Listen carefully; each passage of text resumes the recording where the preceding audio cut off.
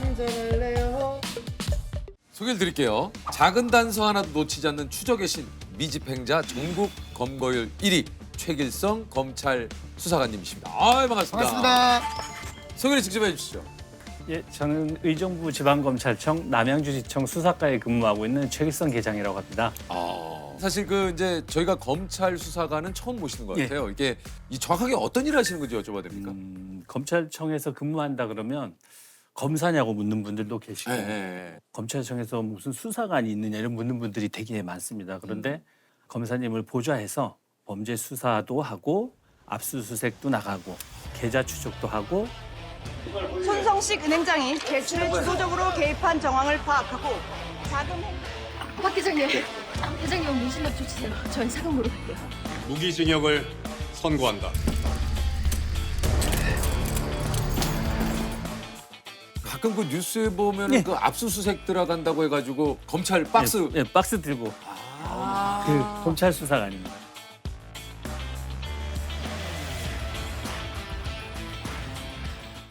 아니 이게 경찰도 수사를 하는데 이 검찰 수사와는 좀 어떻게 다른 겁니까?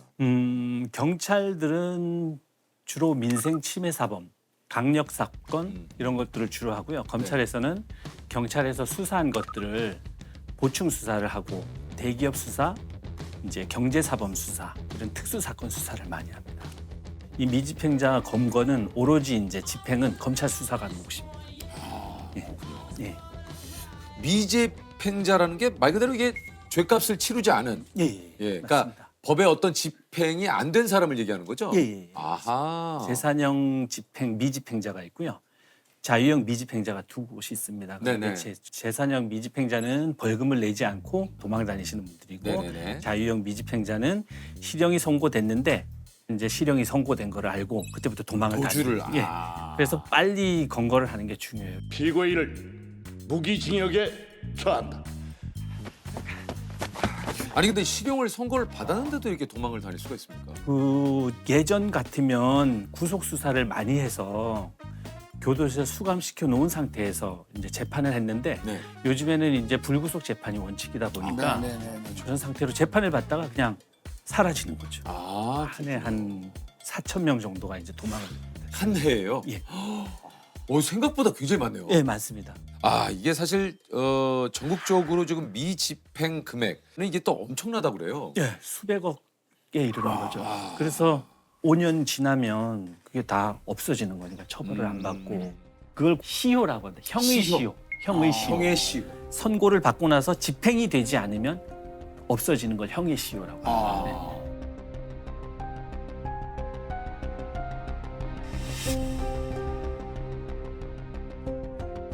아니 이게 최길성 수사관님은 우리 수사관 분들 사이에서도 검거의 전설로 좀 통하는 분이라고 합니다. 미집행자 전국 검거율 1위 몇 건을 검거를 하신 거예요? 한 1,000건 정도? 네, 1,000건. 예. 그래서 뭐 이렇게 계속 있다 보면 하루에 뭐 4건도 검거할 때 있고. 네. 수사관님만의 어떤 이런 노하우들이 좀 있습니까? 제가 한 1,000명 정도 검거했을 때는 개연성과 규칙성을 찾는 거죠. 도망자는 항상 개연성이 있는 곳에 가 있거든요. 이 사람이 언제부터 범죄를 저질렀는지 모든 기록을 살피고 이 사람이 어디에 나타났다 그러면은 거기에서 친했던 사람을 또 추적을 또 해야 되는 거죠. 계속 물고 들어가고 계속. 개연성, 규칙성은 한 사람에 대해서 이 사람의 성향에 대해서 완전히 파악이 돼야지 되는 거죠. 이 사람이 이제 중학교부터 범죄를 저질렀다면 지금 40이 됐다 그러면 한 30년 정도가 되는 거죠. 그러면은 그 기록을 모두 대출을 해요. 이 사람이 어떤 사람인지 파악을 하는 거죠. 그 사람의 10대 때 알고 있던 사람들 주변에 대한 핸드폰 번호를 다 찾고 고등학교, 대학교, 현재까지. 그래서 그걸 다 번호를 찾아서 그 사람들 핸드폰이 어디에서 사용이 되고 있는지 그 사람은 지금 어디에 사는지 머릿속에 그려놓는 거죠. 위치 추적 걸어놨는데 하나가 어느 순간 딱 10분을 만났다가 떨어지는 거죠. 일주일에 한 번, 뭐 보름에 한 번 정도. 무슨 요일. 그럼 규칙성이 있는 거죠. 그럼 그 앞에 가서 잠복을 한다든지. 그래서 맞아떨어지면 다행이지만 이 사람을 안 만났다. 그럼 그 다음 사람 앞에 이제 특정을 해서 그 다음 주에는 그 사람 앞에 가서 기다리는 거고. 뭐라 그럴까? 끈기가 좀 필요한 것 같습니다. 한마디로 예. 이제 집요하게 파헤쳐야 되는 예, 거죠. 계속. 그렇죠? 예.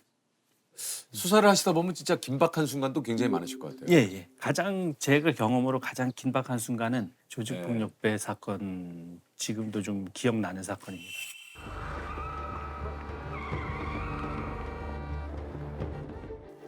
이제 살인 사건, 90년대 살인 사건을 이제 저지르고 주범인데 처벌을 받지 않았어요. 무죄를 받고 나머지 분들이 대신 들어가서 이제 형을 살고 있는데 또 이제 땅을 어디 아주 싼 땅을 구입해서 이걸 가지고 사업을 하겠다 그래서 지역 이제 시민들한테서 돈을 한 140억을 갈취를 했어요. 아, 또 사기를. 예. 예. 갈취를 하니까 이제 검찰에서 수사가 들어간 거죠.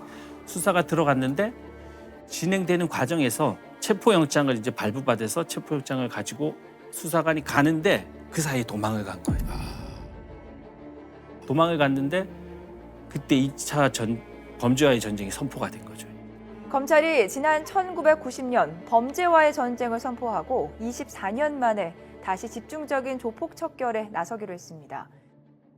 그래서 잡아야 되는 사람인데 계속 잡을 수가 없는 거죠. 그래서 최기성 계장 좀 불러오라 그래서 제가 이제 올라가서 기록을 주시더라고요. 그래서 그거를 분석을 해가지고 모든 걸 다 그 수면 위로 올려서 그 이제 도망자에 대한 걸 파는 거죠. 그리고 뭐 정보원들 만나서 또 추적이 들어가는 거죠. 정보원 이렇게 하면 범죄도시의 장이수 같은 분들. 중국에서 한국 들어오는 밀항선 루트 좀 빨리 따와봐. 별명이 에코 선장이라고 중국 밀항은 이 양반이 꽉 잡고 있습니다. 장원 서울난 놈들인데 독사를 죽이고 조직을 통째로 먹었답니다. 너 확실해? 장난치면 죽어가지고. 이동 거리가 그때 6개월 동안 해서 계속 매주 구가했으니까 거의 한 10,000km 이상 운전을 했죠. 그리고 정보하는 분들한테 이렇게 만나서 얘기 듣고 이런 게 거의 한 70-80명? 이 두목을 검거하는데 이 결정적인 힌트가 좀 뭐였습니까?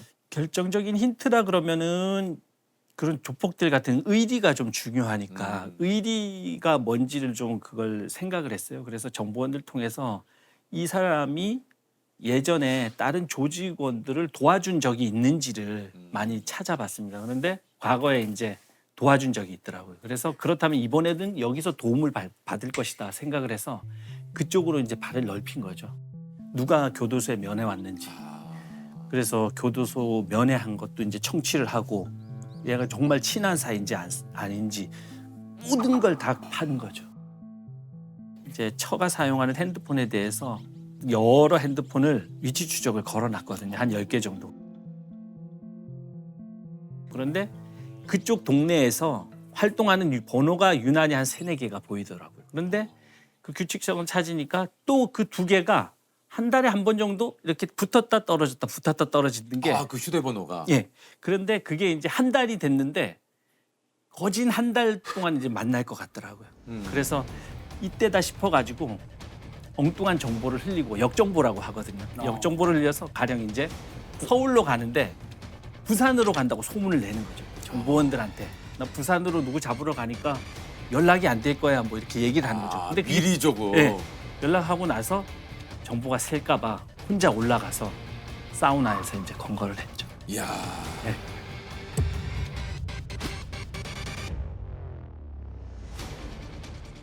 그리고 이사도 계속 뭐 3개월 있다가 다른 곳으로 이사를 하고 그렇게 계속 이동을 하는 거죠. 그때 협박도 받고 많이 그랬죠. 네. 이게 그러니까 그 6개월 동안 수사를 하시면서 이런 협박. 네. 어떤 협박들을 좀 받으셨어요? 가족들 주로 협박이죠. 뭐. 최 계장 와이프는 뭐 어느 교회 다녀? 막 그리고 뭐 최 계장 애들은 어느 학교 다녀? 이런 거 계속 옆에 얘기하니까 그 말이 이제 일주일 한 3-4일 지나면 저한테 이렇게 그렇죠. 들려오는 거죠. 그래서 이제 집사람한테 조심해라 다니고 아이들이 이제 잘 단수하라 그러고. 가족분들에게까지 네. 이런 또 위협이 가고하면 이거 참 정말 굉장히 좀 견디기 힘들 것 그렇죠. 같긴 해요. 네. 예. 근데 나중엔 계속 그렇게 되니까 좀 악에 바치는 느낌이 들더라고요. 내가 어떻게든 잡겠다. 예. 예. 어떻게든 잡겠다 이래가지고 잡았죠. 아니 이게 모든 사건이 중요하겠습니다만 이 특별히 죄목에 따라서 좀 빨리 이게 예. 뭔가 특별히 검거를 서두르는 경우도 좀 있다 그래요. 예, 그런 경우 같은 경우 최근에는 이제 아동 성추행.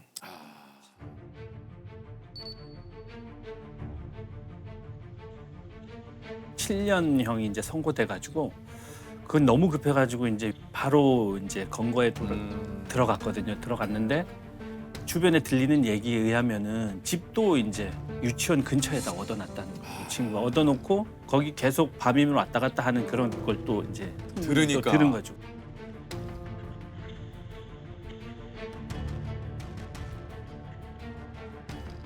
도망자들은 해지했던 번호를 언젠간 다시 살립니다. 5년이 지나고 6년이 지나더라고요. 그래서 전화를 걸어가지고 보니까 해지됐던 번호가 전화가 통화가 됐죠. 그래서 그렇게 도망 다니는 사람들은 심리적으로 불안한 상태거든요.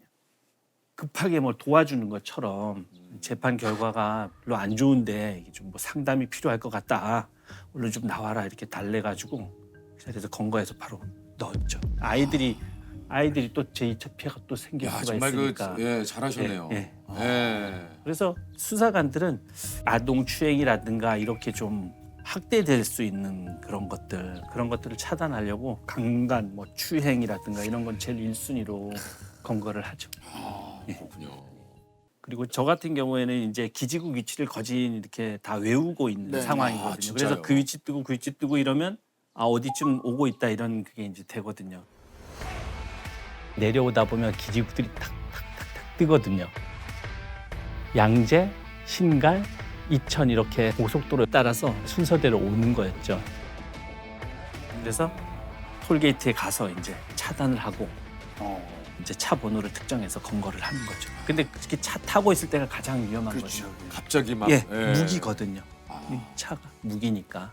아니 그렇게 해서 잡힌 사람들은 예. 좀 순수하게 응합니까? 응하지 않죠. 가장 많은 반응이 이제 뒤에 돌아서 도망을 간다거나 공격하는 거죠. 이제 수사관들을 공격하는 거죠.